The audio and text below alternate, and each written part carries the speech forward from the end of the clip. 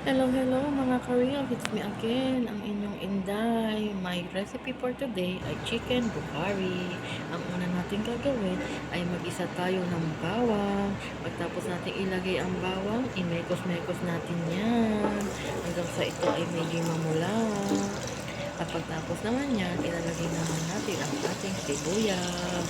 Imekos-mekos lang din natin ang sibuyas hanggang sa ito ay medyo maging brown. At pagtapos natin ng imekos-mekos, ilalagay naman natin ang ating kamatis. Ayan, imekos-mekos lang din natin ang ating kamatis. At pagtapos natin ng imekos-mekos, ilalagay naman natin ang ating mga baharat mix tulad ng salt, black pepper, liquid spices, bechin, chicken cubes, curcum, cardamom seeds, cloves, bay leaves, and cinnamon stick. Pagtapos natin ng imekos-mekos, ilalagay naman natin ang ating tomato paste. At pagtapos natin imekos-mekos ang ating tomato paste, ilalagay naman natin dyan ang ating manok.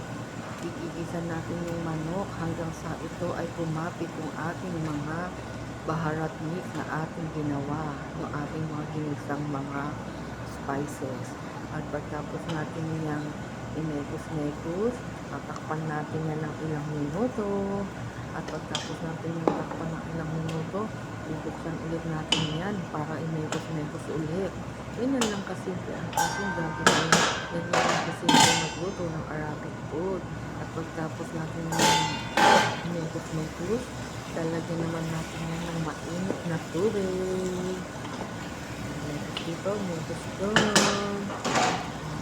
Lagyan naman natin siya ng mainit na tubig. Ganyan lang kasimple ang pagluluto.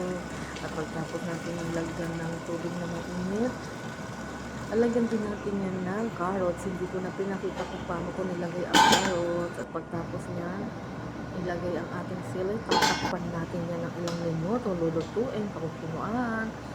Pagkalipas ng 20 minuto, ating hamunin ang ating manok. Ilalagay natin sa oven. At pagtapos niyan, ay ilalagay naman natin ang ating binabad na bigas.